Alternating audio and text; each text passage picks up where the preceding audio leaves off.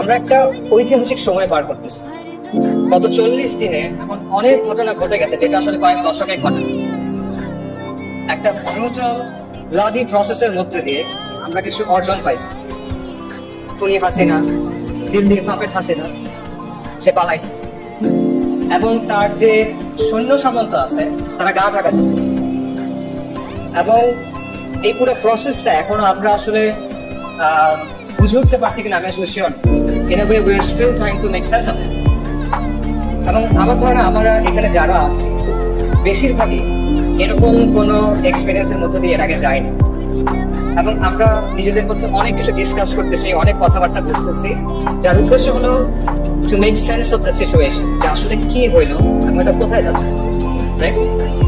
So এই জায়গাটাতে দুটা কোয়েশ্চেন দিয়ে আমি আলোচনাটা শুরু করতে চাই। ফার্স্ট কোয়েশ্চেন হলো, আমরা অনেক কথাবার্তা শুনতেছি যে গণঅভ্যুত্থান, বিপ্লব, প্রতি বিপ্লব, সংস্কার। অনেকে বলতেছে আমরা স্বাধীন হয়েছি, এটা দ্বিতীয় স্বাধীনতা। অনেকে বলছে বিজয় আসে।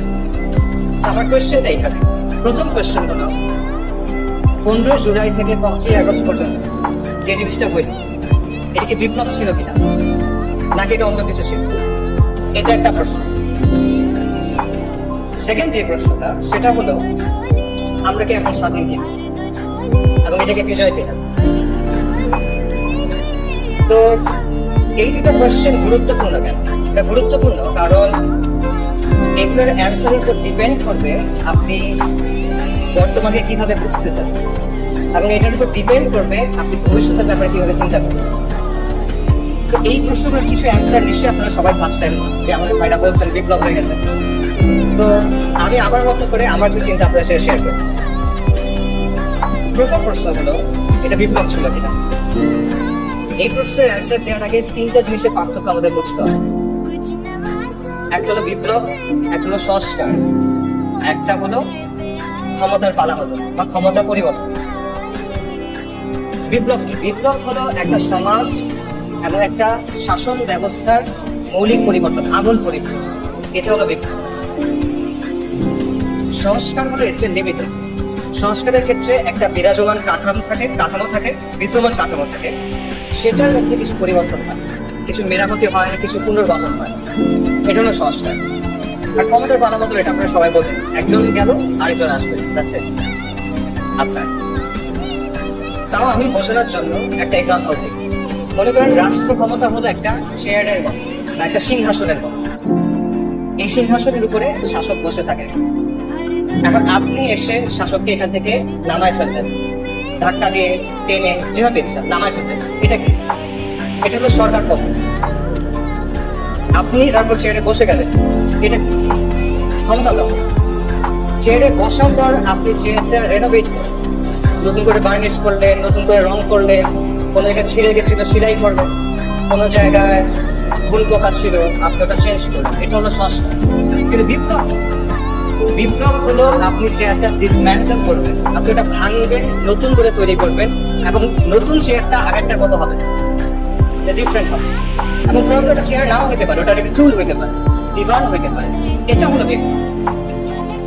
কাজেই এই জায়গা থেকে যদি আমরা চিন্তা করি, তাহলে আমি আবার প্রশ্ন করব, জুলাইয়ের আন্দোলন কি বিপ্লব ছিল কিনা? জুলাইয়ের আন্দোলন বিপ্লব ছিল না। আপনারা চিন্তা করে দেখেন এখানে কি হয়েছে। এখানে শুধুমাত্র একটা কাজে সাফল্য আসছে, সরকার পক্ষ, হাসিনার পক্ষ হয়েছে, কিন্তু ক্ষমতা দখলটাও কিন্তু হয় নাই। যারা বিপ্লবের নেতৃত্ব দিচ্ছে তারা কিন্তু ক্ষমতা দখল করে নাই, বড় একটা মিক্স ধরনের পাওয়ার শেয়ারিং করছে। এটা আমরা সবাই দেখতেছি এখন। আচ্ছা, সংস্কারের ক্ষেত্রে আমরা এখন বলতে পারতেছি না আসলে সংস্কারের কতটুকু হবে। It still remains to be scene.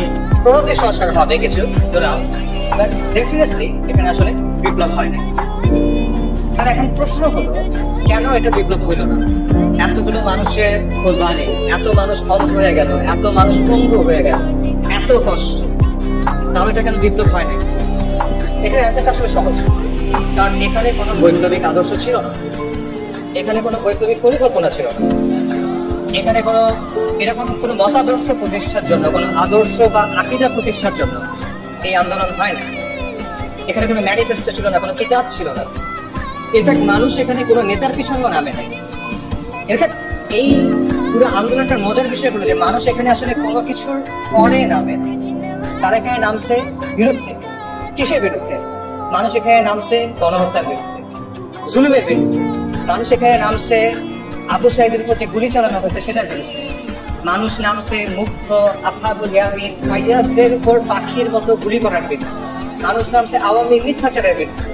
এই যে লাশের চেয়ে মৃত্যুদণ্ড বেশি দামি, এই বয়ানের বিরুদ্ধে মানুষ নামছে। আওয়ামী মিথ্যাচারের বিরুদ্ধে মানুষ নামছে। আওয়ামী জাহেলিয়াতের বিরুদ্ধে মানুষ নামছে। শেখ হাসিনার বিরুদ্ধে মানুষ নামছে। কিন্তু মানুষ কোনো বৈপ্লবিক আদর্শের জন্য নামে না। পুরো প্রসেসটা একবার চিন্তা করে দেখেন। কোটা সংস্কার এটা কিন্তু একটা জনমানুষের ইস্যু না। মানুষ কিন্তু সমর্থন দিয়েছে অবভিয়াসলি, বাট এটার জন্য মানুষ রাস্তায় নামবে, রাইট? কিন্তু মানুষ শেষ পর্যন্ত নামলো কেন? কারণ হাসিনার লাগাম ছাড়া বক্তব্য, তার একটার পর একটা ব্লান্ডার, তার ব্রুটাল রিপ্রেশন, এসবের কারণে শেষ পর্যন্ত মানুষ চিন্তা করলো যে এবার একটা এসপারসল হইতে হবে। সীমাস্ত এভাবে আসলে একটা দেশ চলতে পারে। এই কারণে মানুষ নামছে। এবং বেসিক্যালি শেখ হাসিনা পুরো দেশের মানুষকে তার বিরুদ্ধে আসলে ঐক্যবদ্ধ করছে। এটা ছিল এই বিপ্লবের গ্রুপ, মানে সরি এই মুভমেন্টের, এটা ছিল এই মুভমেন্টের গ্রুপ, কোনো আদর্শ না। এটা ছিল হাসিনার বিরুদ্ধে একটা গণবিস্ফোরণ, একটা পপুলার আপরাইজিং বেসিক্যালি, যে সহজ কথা। মানুষের দীর্ঘদিনের জমে থাকা যে ক্ষোভ, রাগ, এই জুলুম মানুষ সহ্য করতে পারতেছে না এবং মানুষের মনে হচ্ছে যে এভাবে আমরা থাকতে পারবো। এই কারণে মানুষ রাস্তায় নেমে আসে।